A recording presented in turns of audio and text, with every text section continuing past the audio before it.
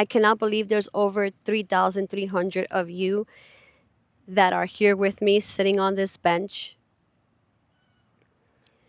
It has only been 2 weeks, and I just want to say I'm so grateful for every single one of you who have shown up, given me a part of your story, shared your hearts with me. I never imagined so many people would resonate. And in my video yesterday, I found a common theme around guilt, and not just only the guilt, but also being trapped and not being able to know what to do next. And from what I have learned within the last 2 weeks within myself, because I'm still living in the same environment, I'm waking up in the same bedroom with the same toxicity and the same density that I've existed in my entire life. I'm just learning how to navigate through it better, because I think that we kind of trap ourselves in this idea that we need the money to get out right away, or we need the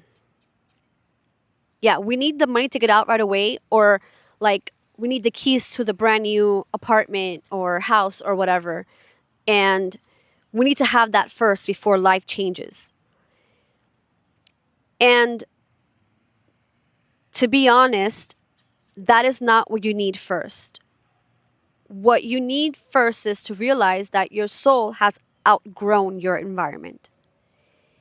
And when your soul has outgrown your environment, you need to move with your internal first. So your internal has to move. It has to work through things and find its own sense of peace and freedom within the environment before your external world is ready to physically pick up your bags and go. Because you don't want to pick up your bags with all of this internal work that needs to be worked with and go into a different space where, yeah, the reason why you're leaving is because of the toxicity that you are experiencing, and living with two people who carry this hateful energy environment.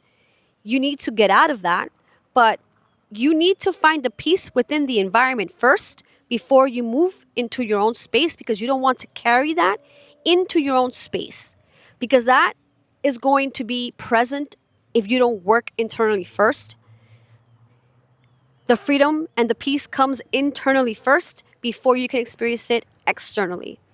You don't want that to be your experience when you are on your own and you are going to be carrying those wounds, that density in your own space, because you are not able to work in your internal environment while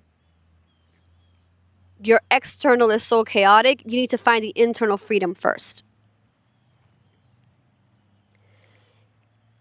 So that is something that we need to really pay attention to, is how are we working with ourselves before our physical reality changes and we're able to experience our freedom in our own space. So finding peace and freedom in the chaos, in the environment that is chaotic, is very crucial, because you don't want to carry that into a new space.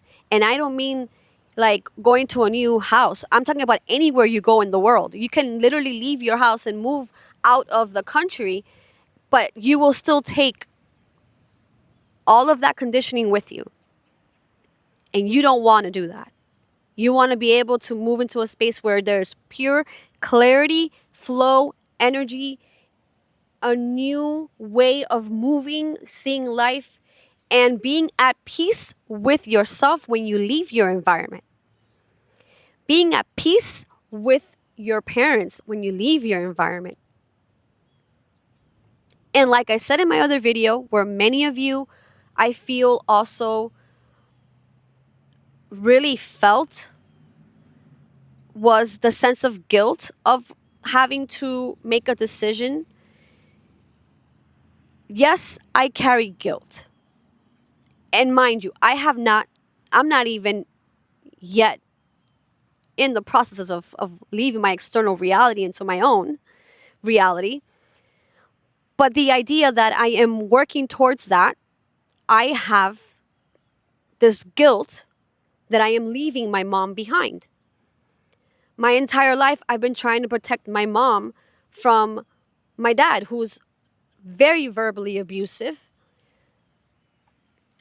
And he carries this wave of energy that is very hateful and resentful.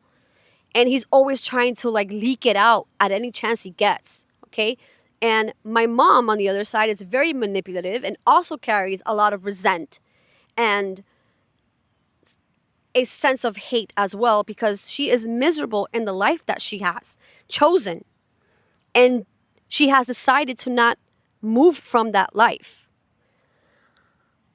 I, thankfully, am aware that's not the life that I want to live. That is not the life that I want to keep experiencing, because they have put me in a tiny little box and locked the little box and left me in there and basically made me believe that my life was supposed to be this way and that I was always going to be the little puppet or the punching bag or the one that they go to, specifically my mom, when she needs something. Because my mom doesn't drive. My dad terrorized her when he was teaching her how to drive, and my mom never again touched a steering wheel. So my mom doesn't drive. I've been the one that takes my mom everywhere because my dad does not do nothing. He doesn't take her to get groceries, not to get medication. Sometimes he doesn't even take her to the doctor because she has a bus that picks her up, but many times the bus doesn't pick her up, so I have to take her. I'm the one that has to take her to get to whatever she needs. I'm the one that does this. If she needs to go to my sister's house, I'm the one that takes her. My dad doesn't do absolutely nothing. He gets bothered if he's mentioned, hey, can you do this? He does it with pure anger, and you rather not even ask. So, yeah, there is this guilt because I am my mom's caregiver. And my entire life, I've been protecting my mom from my dad. And I feel like leaving the environment, I don't know what would happen to her. Because my mom is very miserable. My mom spends 18 hours in the day sitting on the couch on her phone. I will go and I'll talk to her, I'll ask her something, and she doesn't even respond because she's not even aware that I'm asking anything. And that's her escape from reality. So, yes, I feel this huge sense of guilt, but I have to choose myself because my mom chose what she wanted. My mom chose the life she wanted. I told her at the age of 7, you can leave him, because at the age of 7, I was very aware and I told her to leave him, and my mom didn't. So my mom is there because she's been there. She's been so afraid of change and so afraid of not being able to survive change that she'd rather stay in a very dense, toxic situation, which has also not allowed her to live life. And I am mirroring that. So when I mentioned yesterday that it was a selfish thing for me to do, it is an illusion. It is an illusion because it's not being selfish. I'm choosing myself.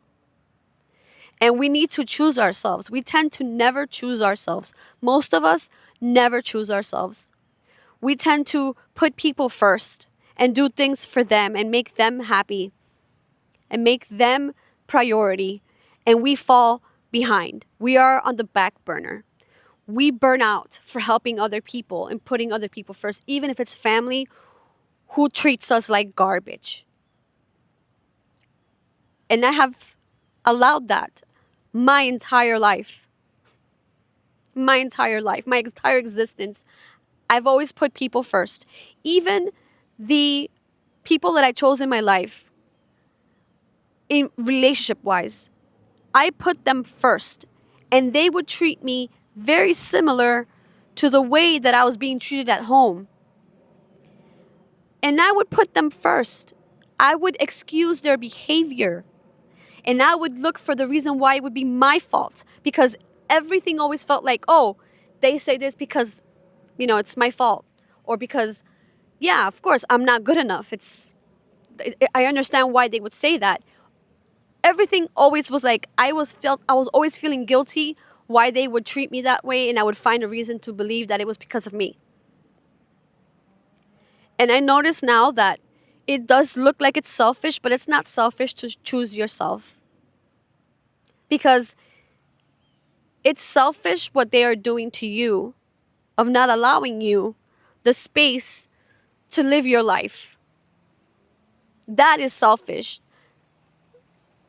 Very selfish. And I know that I felt like it was selfish for me to want my freedom and my life, and leaving my mom behind is selfish. But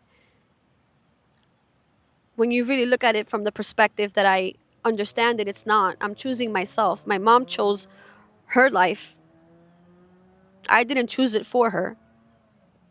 They were basically choosing it for me by keeping me in a little box and making me believe that this was the life that I'm supposed to live, and how unworthy I am, and how much of a parasite I am. Because less than a month ago, there was this huge argument in my house. I'm talking about one of the ugliest arguments.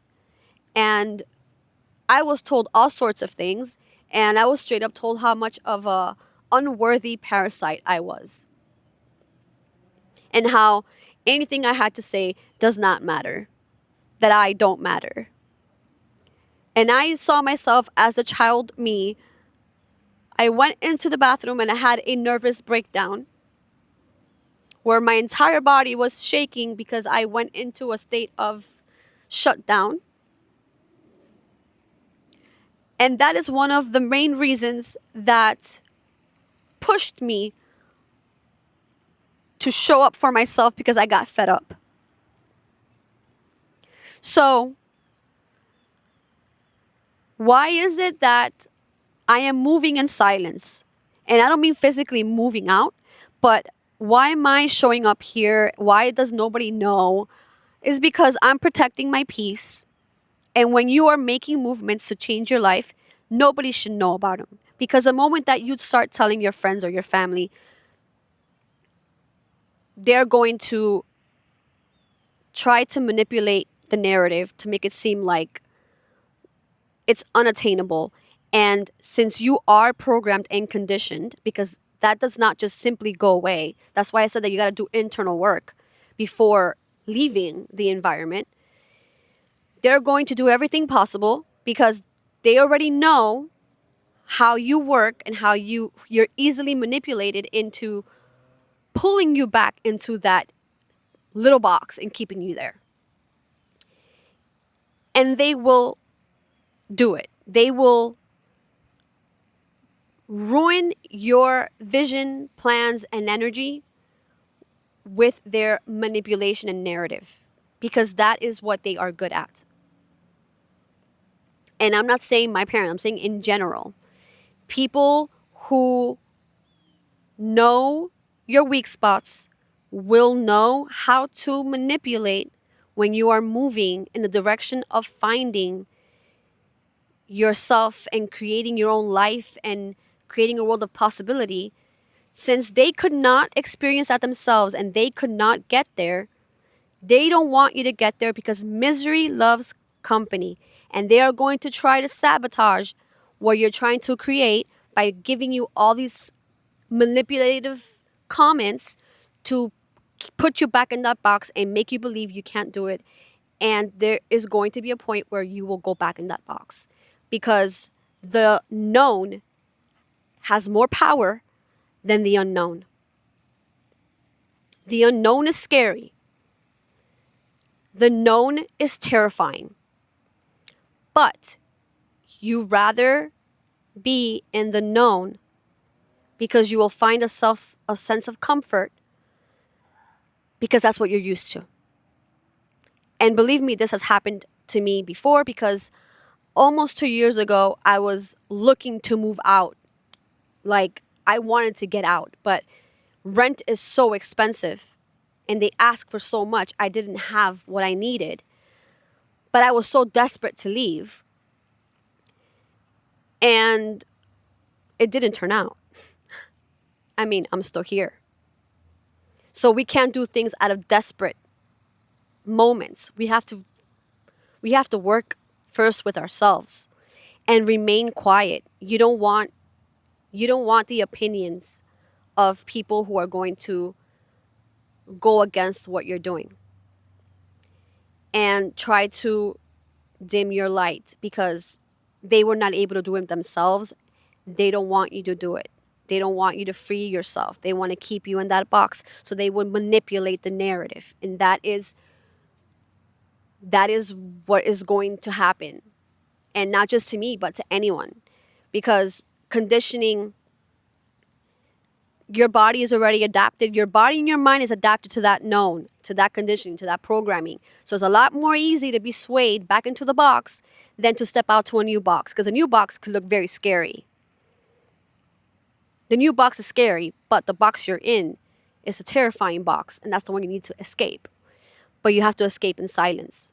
Don't share your visions, ideas, what you're creating, what you're doing, and how you're showing up for yourself. Keep silence. Protect your space, protect your peace, protect what you are creating. And once you're solidified and you're locked and loaded and ready to go, and you are where you need to be, then they can know whatever. Then they can know, and you can say whatever, because there's no stopping you now. You are at peace with yourself and you found freedom with yourself. So there is no way they can stop you now. But until then, remain silent.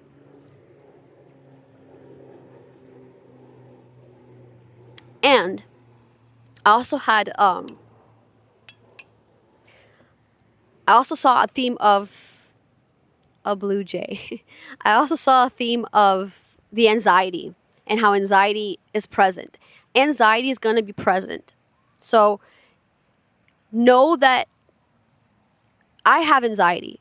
I had a really bad anxiety last night. I only slept 5 hours because I got anxiety last night. Anxiety is going to be present. You just need to be aware of the anxiety. I had massive anxiety before I started to show up here. And I still have anxiety showing up here. And I know I'm going to have anxiety when I'm in my own space. But there's a difference between anxiety. There is the anxiety that comes with fear. The anxiety with fear is very exhausting and very draining. And it leaves you feeling like you got ran over by a truck. But the anxiety of feeling happy and uncertain, the anxiety of the unknown, is a lot more freeing, and it feels better than the anxiety of being scared of the known. And it's better to feel the anxiety of not knowing, of the unknown, of the experiences that might await you. That gives you anxiety, but it's a good feeling of anxiety. It doesn't exhaust you as when you're experiencing severe anxiety in the known because of the emotional pain that you feel of being trapped in that box. The anxiety are those anxieties are very different. Like the one in the box and the one out of the box are two different anxieties. We're always we from nature we fear everything. But it's better to fear the unknown than to be in fear in the known, because you're just waiting for the next thing to drop, and that is so exhausting. And it's so debilitating. So you kind of have to learn how to balance your anxiety and notice where your anxiety comes from. But you're always going to be anxious. That is something that I think we all experience. And it's just a better anxiety when you know that there is a world of possibility for you, and it gives you anxiety to know that it exists, but it's a good way of feeling the anxiety. It's the happy anxiety, not the fearful, exhausting, draining anxiety that I've been experiencing my entire life. So,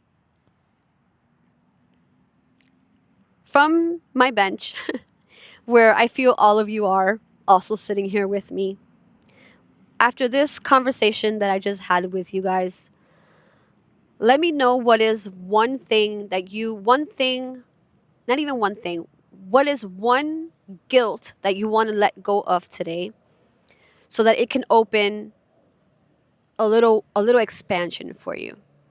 Because when you let go of guilt or shame, or maybe something that someone did to you, or maybe you hold some resentment, when you let go of something, of some emotion, that is something that leaves your body, and then it opens up space for new energy and new clarity, and it moves you in a different direction. So let me know below, what you want to let go of today? What guilt do you want to let go of today? So that you can open yourself to expansion and allow things to flow into your life. Because when you let go of these emotions, because the guilt, the shame, resentment, the hate, the painful emotions we carry, they keep us at this very low energy where we don't even have belief in ourselves. But when you can let go of one aspect of that emotion and release it, it opens up